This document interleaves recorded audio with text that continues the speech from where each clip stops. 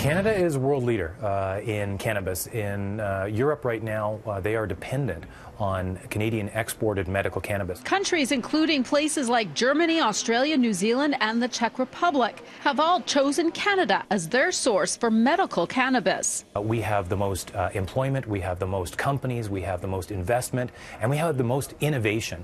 And beyond that, we also have a system, a medical system, that's been proven to work to the point where officials from around the world have been coming to Canada to learn how we've done it. I would say that we actually have a lead that will last.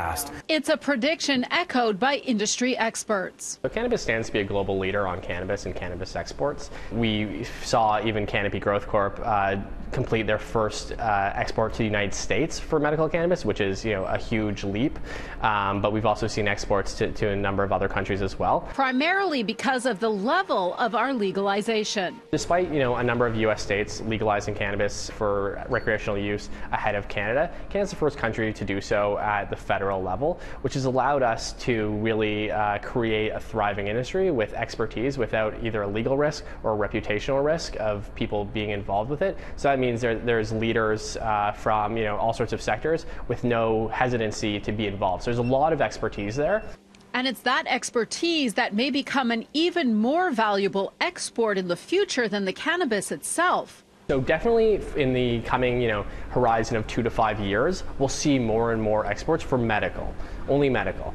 And then as more countries come online for domestic production, we'll see less of that. But where I really see things going is the export of knowledge and expertise. So, for example, a number of the large players have operations set up in Europe and in Africa where they've invested in those countries or done joint ventures in those countries.